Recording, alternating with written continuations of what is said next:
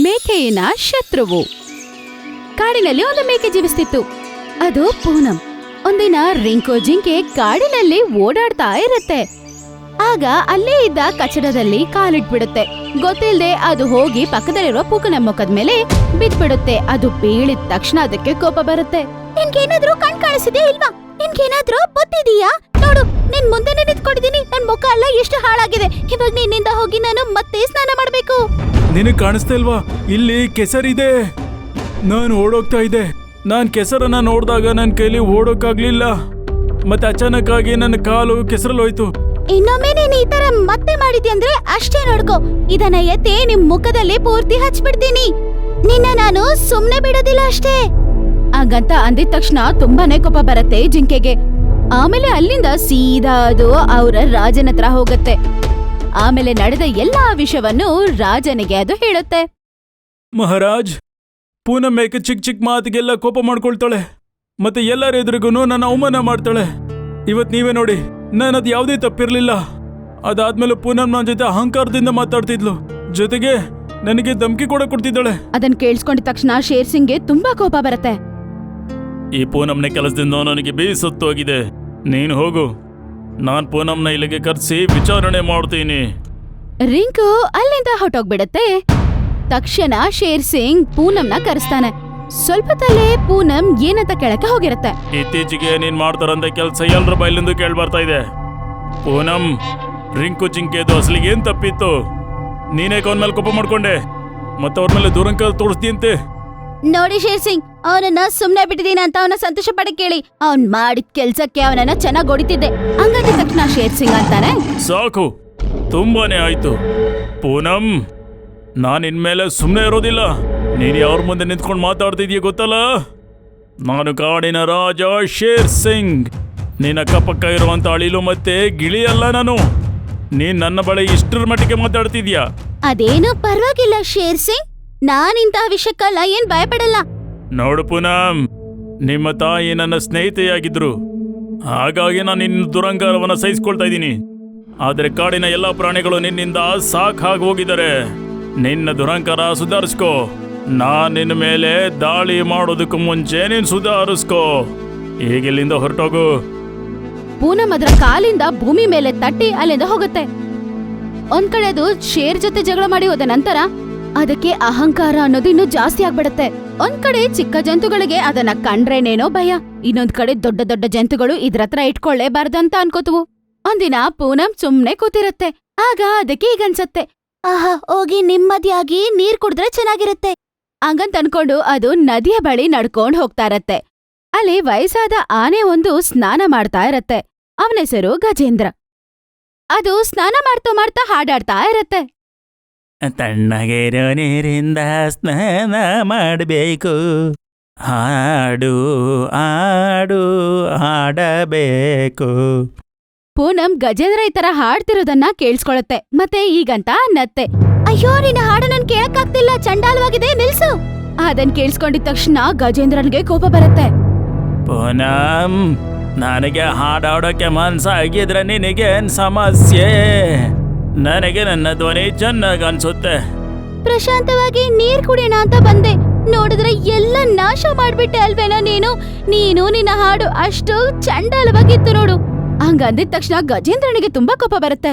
ಪೂನಂ, ನಾನು ನಿನಗೆ ವಯಸ್ಸಲ್ಲಿ ಎಷ್ಟು ದೊಡ್ಡವನು, ಮತ್ತೆ ನೀನ್ ನನಗೆ ದುರಹಂಕಾರ ತೋರಿಸ್ತಾ ಇದೀಯಾ? ಒಂದ್ ವೇಳೆ ನೀನ್ ನನಗೆ ಮುಂದಿನ ಬಾರಿ ಈ ರೀತಿ ಮಾಡಿದ್ರೆ ಆಗ ಶೇರ್ ಸಿಂಗ್ ರೀತಿಯಲ್ಲಿ ನಾನಿನ್ನ ಬೈಯೋದಿಲ್ಲ, ಬದಲಾಗಿ ನಿನ್ನ ಜೀವಂತ ಸಾಯಿಸ್ಬಿಡ್ತೀನಿ. ಕೋಪದಿಂದ ಅವಳ ಕಾಲನ್ನು ಭೂಮಿ ಮೇಲೆ ತಟ್ಟಿ ಅಲ್ಲಿಂದ ಹೋಗ್ಬಿಡ್ತಾಳೆ.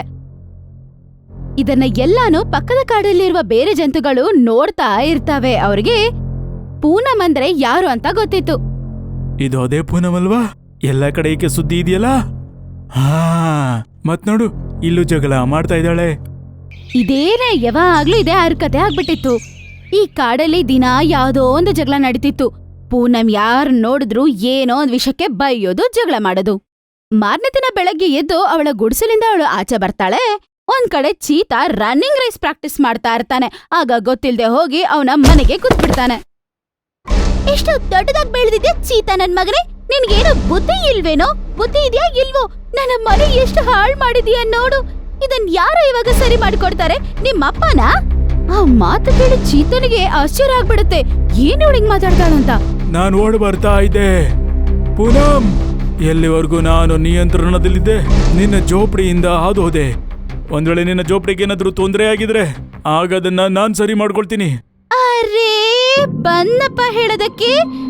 ನಮ್ ಮನೆ ಎಲ್ಲ ನಾಶ ಮಾಡ್ದೆ, ಇನ್ನೊಂದ್ ಕಡೆ ಮಾತಾಡ್ತಿದ್ದಾನೆ ಮಾತು. ಸಾಕ್ ಮುಚ್ಚು. ನನ್ ಮನೆನ ಪೂರ್ತಿ ನಾಶ ಮಾಡ್ತೀಯಾ? ಈ ಕಾಡೇನಾದ್ರೂ ನಿಮ್ಮಪ್ಪಂದ ಇಲ್ಲ ನೀನು ಟಾಟಾ ಬಿರ್ಲಾನ? ಅದು ಕೇಳಿಸ್ಕೊಂಡಿದ ತಕ್ಷಣ ಅವನಿಗೆ ತುಂಬಾ ಕೋಪ ಬರುತ್ತೆ. ಸಾಕು, ಜಾಸ್ತಿ ಆಯ್ತು. ಇನ್ನು ಮುಂದೆ ನೀನು ಒಂದು ಮಾತನ್ನೇನಾದ್ರೂ ಆಡಿದ್ರೆ ಅದಕ್ಕೆ ನನ್ನನ್ನೇನೋ ಮಾಡ್ತೀಯ ನೀನು? ನನ್ನನ್ನೇನು ಮಾಡಕ್ಕಾಗಲ್ಲ ನೀನ್ ಚೀತಾ ಅಂದ್ರೆ ನನ್ನನ್ನೇನ್ ಮಾಡ್ಬಿಡ್ತೀಯ? ರಣಬೀರ್ಗೆ ತಲೆನೇ ಸುತ್ತೋಗ್ಬಿಡುತ್ತೆ. ನಿನ್ನ ಅಟ್ಟಕ್ಕೇರಿಸ್ಬಿಡ್ತೀನಿ. ನೆನ್ಪಲ್ಲಿಟ್ಕೋ ಪೂನಂ, ನಿನ್ನ ದುರಂಕಾರದಿಂದ ಶೇರ್ ಸಿಂಗ್ಗೂ ಕೂಡ ಸಾಕಾಗಿದೆ. ಮುಂದಿನ ಬಾರಿ ನೀನ್ ನನ್ನ ಹತ್ರ ಈ ರೀತಿ ಮಾತಾಡಿದ್ರೆ ಆಗ ನಿನ್ನ ಸಾಯಿಸ್ಬಿಡ್ತೀನಿ. ಹಂಗಂತ ಹೇಳಿ ಅವನ ಅಲ್ಲಿಂದ ಓಡೋಗ್ಬಿಡ್ತಾನೆ. ಇದನ್ನ ಎಲ್ಲ ಆ ಕಾಡಿನ ಜಂತುಗಳು ನೋಡ್ತಾನೆ ಇರ್ತವೆ. ರಣವೀರ್ ಚೀತನ ಜೊತೆ ಜಗಳ ಮಾಡಿದ ನಂತರ ಅವಳು ಕಾಡಲ್ಲಿ ನಡ್ಕೊಂಡು ಹೋಗ್ತಿರ್ತಾಳೆ. ಒಂದ್ ಕಡೆ ಬಬ್ಬರ್ ಅನ್ನೋ ತೋಳ ಕಟ್ಟಿಗೆಗಳನ್ನ ಸೇರ್ಸಿಡ್ತಿದ್ದ. ಆವಾಗ ಒಂದ್ ಕಟ್ಕಿನ ಎತ್ಕೊಂಡು ದೂರ ಎತ್ತಿ ಬಿಸಾಕ್ತಾನೆ. ಆಗ ಅದು ಕೆಳಗಡೆ ಬಿದ್ದು ಆ ಒಂದು ಧೂಳಿ ಅಲ್ಲೇ ನಿಂತ್ಕೊಂಡಿದ್ದ ಪೂನಮಿನ ಮುಖದ ಮೇಲೆ ಹೋಗಿ ಬೀಳತ್ತೆ. ಇನ್ನಷ್ಟೇ. ಅರೇ ತೋಳ, ನಿನ್ಗೇನಾದ್ರೂ ಬುದ್ಧಿ ಇದೆಯೇನೋ? ಅಯ್ಯೋ, ನನ್ ಮುಖ ಎಲ್ಲ ಇಷ್ಟ ಹಾಳಾಯ್ತು. ಒಂದ್ ಕೆಲ್ಸ ಕೂಡ ಸರಿಯಾಗಿ ಮಾಡೋದಿಲ್ವಾ? ಮತ್ತೆ ನಿನ್ನಿಂದ ಹೋಗಿ ನಾನು ಸ್ನಾನ ಮಾಡ್ಬೇಕಲ್ವೋ? ಪೂನಂ ಮಾತು ಕೇಳಿದ ತಕ್ಷಣ ತೋಳಕ್ಕೆ ತುಂಬಾ ಕೋಪ ಬಂದ್ಬಿಡುತ್ತೆ. ನೀನೇ ಕಾಣಿಸ್ತಾ ಇಲ್ಲ ಅಂದ್ರೆ ನಾನು ಇಲ್ಲಿ ಕಟ್ಟಿಗೆಗಳನ್ನ ಸಂಗ್ರಹಣೆ ಮಾಡ್ತಾ ಇದ್ದೀನಿ. ಆಗ ನೀನ್ ಇಲ್ಲಿಂದ ಹೋಗುವಂತ ಅವಶ್ಯಕತೆ ಏನಿತ್ತು? ನೀನು ಬೇರೆ ದಿಕ್ಕಿನಲ್ಲೂ ಸಹ ಹೋಗ್ಬೋದಿತ್ತು. ಯಾಕೆ? ಈ ಕಾಡೇನಾದ್ರೂ ನಿಮ್ಮಪ್ಪಂದ? ಅದು ಕೇಳಿಸ್ಕೊಂಡಿದ ತಕ್ಷಣ ಬಬ್ಬರ್ಗೆ ಇನ್ನೂ ಕೋಪ ಜಾಸ್ತಿ ಆಗತ್ತೆ. ಪೂನಂ, ಈಗ ತಂದೆ ಮಾತಿಗೆಲ್ಲ ಹೋಗ್ಬೇಡ. ಒಂದೊಳ್ಳೆ ತಂದೆ ಅವಶ್ಯಕ್ಕೆ ಬಂದ್ರೆ ನಾನಿನ್ನ ಸಾಯಿಸ್ಬಿಡ್ತೀನಿ. ಯಾಕೆ? ನಾನೇನಾದ್ರೂ ನಿನ್ಗ ಅಲ್ವಾನಾ? ಹಂಗಂತ ಅಂತಿದ್ದಂಗ್ಲೆ ಪಕ್ಕದ ಕಾಡಿನ ಜಂತುಗಳು ಕೂಡ ಇದನ್ನ ಎಲ್ಲ ನೋಡ್ತಾನೆ ಇರ್ತಾವೆ. ಅವಾಗ ಅಲ್ಲಿಗೆ ರಣವೀರ್ ಚೀತಾ ಮತ್ತೆ ಗಜೇಂದ್ರ ಆನೆ ಬರ್ತಾರೆ. ಇವನಿಗೆ ಬಾಯಿ ಕೊಡೋದು ಅಂತಂದ್ರೆ ನಮ್ಮನ್ನ ಸಮಸ್ಯೆಯಲ್ಲಿ ಸಿಕ್ಕಾಕಿಸ್ಕೊಳ್ಳೋದು ಅಂತ. ಇವನ ಹತ್ರ ಮಾತಾಡೋಕೆ ಇಚ್ಛೆನೇ ಇಲ್ಲ ನಂಗೆ. ನೀವಿಬ್ರು ಸಾಕಾಗಿರಬಹುದು, ಅಂದ್ರೆ ನಾನ್ ಆ ರೀತಿ ಅಲ್ಲ. ನಾನು ಇವನ್ನ ಸಾಯಿಸ್ಬಿಡ್ತೀನಿ. ಇವಳಿಂದ ಕಾಡಿನ ಎಲ್ಲಾ ಪ್ರಾಣಿಗಳಿಗೆ ಸಾಕಾಗೋಗಿದೆ. ಬಬ್ಬರ್ ಮಾತು ಕೇಳಿಸ್ಕೊಂಡು ಅಲ್ಲಿದ್ದ ಆನೆ ಮತ್ತೆ ಚೀತಾಗೆ ಕೂಡ ಏನ್ ಮಾತಾಡ್ಬೇಕೋ ಗೊತ್ತಾಗಲ್ಲ. ತುಂಬಾ ಆಯ್ತು ನಿಂದಿನ್ನು. ಇದೇ ಕಾಡಿನಲ್ಲಿ ಮೊದಲನೇ ಸಲ ಈ 3 ಜಂತುಗಳು ಪೂನಂನ ಎದುರಿಸಿರೋದು. ತುಂಬಾ ಆಯ್ತು ನಿಂದು. ಒಂದೊಳ್ಳೆ ನಿನ್ನ ಜೀವನದಲ್ಲಿ ಹೆಚ್ಚು ಕಮ್ಮಿ ಮಾಡೋದು ನಿನ್ನ ಸಾಯಿಸ್ಬಿಡ್ತೀನಿ. ಇನ್ಮೇಲೆ ಶೇರ್ ಸಿಂಗ್ ಕೂಡ ನಿನಗೆ ಸಹಾಯ ಮಾಡೋದಿಲ್ಲ. ಈ ಒಂದು ವಿಷಯದ ಬಗ್ಗೆ ಕಾಡಲ್ಲಿರುವ ಎಲ್ಲಾ ಜಂತುಗಳಿಗೆ ಗೊತ್ತಾಗತ್ತೆ. ಕಾಡಲ್ಲಿರುವ ಚಿಕ್ಕ ಚಿಕ್ಕ ಜಂತುಗಳಿಗೆ ಕೂಡ. ಇನ್ಮೇಲೆ ಪೂನಂಗೆ ಖಂಡಿತ ಭಯ ಪಡ್ಬೇಕು. ಆಮೇಲೆ ಕೊನೆಗಿದು ರಾಜನ ಬಳಿ ಕೂಡ ಹೋಗಿ ಸೇರತ್ತೆ. ತುಂಬಾ ಆಯ್ತು, ನಾಳೆನೆ ಪೂನಂನ ಕರಿತೀನಿ. ಮತ್ತಕ್ಕಗೆ ಪಾಠ ಕಲಿಸ್ತೀನಿ. ಅವಶ್ಯಕತೆ ಇದ್ರೆ ಕಾರಾಗೃಹದಲ್ಲಿ ಹಾಕ್ತೀನಿ. ಆದ್ರೆ ಮಾರನೇ ದಿನದೇ ಕಾಣಿಸಿ ಹೋಗ್ಬಿಡ್ತಾಳೆ ಪೂನಂ. ಆಮೇಲೆ ಕಾಡೆಲ್ಲ ನಿಶಬ್ದವಾಗಿರತ್ತೆ. ಕಾಡಿನ ಮೂಲೆ ಮೂಲೆಯಲ್ಲೂ ಹುಡುಕಿ ಪೂನಂನ ಹುಡುಕಿ. ಪೂನಂನ ಅವರು ತುಂಬಾನೇ ಹುಡುಕ್ತಾರೆ, ಆದ್ರೆ ಅವಳು ಎಲ್ಲೂ ಸಿಗೋದೇ ಇಲ್ಲ. ಆಗ ಶೇರ್ ಸಿಂಗ್ ಅವರ 3 ಕರೀತಾರೆ. ಗಜೇಂದ್ರನ್ನ, ರಣವೀರ್ ಸಿಂಗ್ನ, ಆಮೇಲೆ ತೋಳನ್ನ. ನೀವು 3 ಜನ ಕಾಡಿನ ನಿಯಮ ಮೀರಿದ್ದೀರಾ. ಪೂನಂನ ಹೆದರ್ಸಿದ್ದೀರಾ. ಈಗ ನಿಜಾಂಶ ಹೇಳಿ. ಆಕೆನ ಸಾಯಿಸಿಲ್ವಲ್ಲ? ಎಲ್ ಬಿಸಾಕಿದ್ದೀರಾ? ಮಹಾರಾಜ್, ನಾವು ಹಾಕಿದೀವಿ. ನಾವು ಕೈಯನ್ನೇ ಇಟ್ಟಿಲ್ಲ. ಶೇರ್ ಸಿಂಗ್ ಅವ್ರನ್ನ ಅಲ್ಲಿಂದ ಕಳಿಸ್ಬಿಡ್ತಾನೆ. ಆದ್ರೆ ಅವನ ಮನಸ್ಸಲ್ಲಿ ಏನೋ ಒಂದು ಚಿಂತೆ ಹೊಡ್ತಿತ್ತು. ಆಗ ಅವರ ಸಲಹೆಗಾರನಾದ ಉಲ್ಲು ಸೋಮೇಶ್ವರ್ ಈಗಂತ ಹೇಳ್ತಾನೆ. ಮಹಾರಾಜ್, ಯಾಕೆ ಚಿಂತೆ ಮಾಡ್ತೀರಾ? ಅಸಲಿಗೆ ಪೂನಂ ಮೇಕೆ ತುಂಬಾ ಕುಚೇಷ್ಟ ಮೇಕೆ. ಕಾಡಲ್ಲಿ ಎಲ್ಲ ಪ್ರಾಣಿಗಳು ಆಕೆಗೆ ಸಮಸ್ಯೆಗೊಳಗಾಗಿದ್ರು. ಸೋಮೇಶ್ವರ, ಪೂನಂ ಹೇಗಿದ್ಲೋ ಆಕೆ ನಮ್ಮ ಕಾಡಿನ ಪ್ರಾಣಿಯಾಗಿದ್ಲು. ನಾನು ಆಕೆ ಹುಡುಗಿರೋದನ್ನ ಅಷ್ಟು ಸುಲಭವಾಗಿ ಅಂದಾಜು ಮಾಡೋಕ್ಕಾಗೋದಿಲ್ಲ. ಅವರ ತಾಯಿ ನನ್ನ ಚಿಕ್ಕ ವಯಸ್ಸಿನ ಸ್ನೇಹಿತೆ. ಪೂನಂ ಚಿಕ್ಕ ವಯಸ್ಸಿಂದ ಅನಾಥಲಾಗಿದ್ಲು. ಹಾಗಾಗಿ ಅವಳ ಸ್ವಭಾವ ಸ್ವಲ್ಪ ಆ ಕಡೆ ಆಗಿರುತ್ತೆ. ಹಾಗಾಗಿ ನಾನು ಅವಳಿಗೇನು ಹೇಳ್ತಾ ಇರಲಿಲ್ಲ. ಆದರೆ ಇದರರ್ಥ ಇದಲ್ಲ ಯಾರು ಬೇಕಾದರೂ ಆಕೆನ ಸಾಯಿಸ್ಬೋದು ಅಂತ. ಪೂನಂ ಎಲ್ಲರೊಟ್ಟಿಗೆ ಜಗಳ ಮಾಡ್ತಿದ್ಲು, ಆದರೆ ಯಾವತ್ತೂ ಯಾರಿಗೂ ತೊಂದರೆ ಕೊಡಲಿಲ್ಲ. ಮಹಾರಾಜ್, ನಿಜ ಹೇಳ್ಬೇಕಂದ್ರೆ ಪೂನಂನ ಹುಡ್ಕೋದ್ರಲ್ಲಿ ಕಾಡಿನ ಯಾವ ಪ್ರಾಣಿಗಳು ಸಹಾಯ ಮಾಡ್ತಾನಂತ ನನಗನ್ನಿಸ್ತಾ ಇಲ್ಲ. ಹಾಗಾದ್ರೆ ಈ ಕೆಲಸ ನಾನೇ ಖುದ್ದಾಗಿ ಮಾಡ್ತೀನಿ. ಆ ದಿನದಿಂದ ಶೇರ್ ಸಿಂಗ್ ಕಾಡೆಲ್ಲ ಹುಡುಕಕ್ಕೆ ಶುರು ಮಾಡ್ತಾನೆ. ಎಷ್ಟೇ ಹುಡುಕಿದ್ರು ಅವಳು ಸಿಗೋದೇ ಇಲ್ಲ. ಆದ್ರೆ ಒಂದಿನ ಒಂದು ನರಿ ನಡ್ಕೊಂಡು ಹೋಗ್ತಿರೋದು ಅವನು ನೋಡ್ತಾನೆ. ಅವಳು ಈ ಕಡೆ ಆ ಕಡೆ ಅಂತ ನೋಡಿ ಯಾರಾದ್ರೂ ನೋಡ್ತಾರಾ ಅಂತ ಓಡೋಗ್ತಾ ಇರ್ತಾಳೆ. ಅದನ್ನ ನೋಡಿ ರಾಜನ್ಗೆ ಡೌಟ್ ಬರುತ್ತೆ. ಅದಕ್ಕೆ ಅವನೇನ್ ಮಾಡ್ತಾನಂದ್ರೆ ಅದ್ರ ಹಿಂದ್ಗಡೆನೆ ಹೋಗ್ತಾನೆ. ಆಗ ಅದೊಂದು ಗುಹೆ ಒಳಗಡೆ ಹೋಗೋದು ನೋಡ್ತಾನೆ. ರಾಜ ಕೂಡ ಒಳಗಡೆ ಹೋಗಿ ನೋಡಿದಾಗ ಅಲ್ಲಿ ಪೂನಂನ ಬಂಧಿಸಿರ್ತಾರೆ. ಅದನ್ನ ನೋಡಿ ಅವನು ತುಂಬಾನೇ ಶಾಕ್ ಆಗ್ಬಿಡ್ತಾನೆ. ಇನ್ಮೇಲೆ ನೀನು ಇಲ್ಲೇ ಸಾಯ್ಬೇಕಷ್ಟೇ. ನೀನ್ ಎಷ್ಟು ಕೆಟ್ಟ ಕೆಲಸ ಮಾಡಿದ್ರು ರಾಜ ನೀನೇನು ಅನ್ನಲ್ಲ. ಅದಕ್ಕೆ ನಿನ್ನ ನೋಡಿದ್ರೇನೆ ನಂಗೆ ತುಂಬಾ ಹೊಟ್ಟೆ ಕಿಚ್ಚು. ಅದನ್ನ ನನ್ನ ಕೈಲಿ ಜೀರ್ಣಿಸ್ಕೊಳಕ್ಕೆ ಆಗ್ತಾ ಇಲ್ಲ. ಆಗ ಅವನು ಗರ್ಜನೆ ಮಾಡ್ತಾನೆ. ಆಮೇಲೆ ಅದರ ಮುಂದೆ ಹೋಗ್ತಾನೆ. ಚಂದ್ರ ಚಂದ್ರನಿಗೆ ಅವನ್ನ ನೋಡಿದ ತಕ್ಷಣ ತುಂಬಾ ಭಯ ಬಂದ್ಬಿಡುತ್ತೆ. ಆಮೇಲೆ ಶೇರ್ ಸಿಂಗ್ ಪೂನಂನ ಬಿಡುಗಡೆ ಮಾಡ್ತಾನೆ. ಅದರ ನಂತರ ಕಾಡಲ್ಲಿ ಅವರು ಸಭೆಗೆ ಕರೆದಿರ್ತಾರೆ. ಅಲ್ಲಿಗೆ ಚಂದ್ರ ಕೂಡ ಬಂದಿರುತ್ತೆ. ನನ್ನನ್ನ ಕ್ಷಮಿಸಿ ರಾಜ, ಇವಳು ಎಲ್ಲರಿಗೂ ತೊಂದರೆ ಕೊಡ್ತಿದ್ದಾಳಂತಾನೆ ನಾನು ಹಂಗ್ ಮಾಡಿದ್ದು. ಹಾ, ಪೂನಂ ವಿಚಿತ್ರ ಸ್ವಭಾವದವಳಾಗಿದ್ಲು. ಆದ್ರೆ ಆಕೆ ಯಾವತ್ತು ಯಾರಿಗೂ ಏನು ತೊಂದರೆ ಕೊಡ್ಲಿಲ್ಲ. ನಿನಗೆ ಅಧಿಕಾರ ಯಾರು ಕೊಟ್ಟಿದ್ದು? ನೀವ್ ಯಾರನ್ನ ಬೇಕಾದ್ರೂ ಗುಹೆಯಲ್ಲಿ ಬಚ್ಚಿಡಿ. ನರಿ ಚಂದ್ರನಿಗೆ ಅದು ಮಾಡಿ ತಪ್ಪಂತ ಗೊತ್ತಾಗತ್ತೆ. ತಲೆ ತಗ್ಸ್ಕೊಳತ್ತೆ. ನಂದು ತುಂಬಾ ತಪ್ಪೇ ಬಿಡಿ. ಇವಳೆಷ್ಟು ತಪ್ಪು ಮಾಡಿದ್ರು ನೀವೇನು ಅಂತಿಲ್ಲ ಅಂತ ಹೊಟ್ಟೆ ಕಿಚ್ಚಿಂದ ಈ ತರ ಮಾಡ್ಬಿಟ್ಟೆ. ಪೂನಂ ಕೂಡ ತಲೆ ತಗ್ಗಿಸ್ಕೊಂಡು ನಾನು ಮಾಡಿದ್ದು ಕೂಡ ತಪ್ಪೇ ಬಿಡಿ ಮಹಾರಾಜ, ನನ್ನನ್ನು ಕ್ಷಮಿಸಿ. ನಾನು ಅನಾದಿಯಾಗಿರೋದ್ರಿಂದ ಕೋಪ ಮಾತ್ರ ನನ್ನಲ್ಲಿ ತುಂಬಿತ್ತು.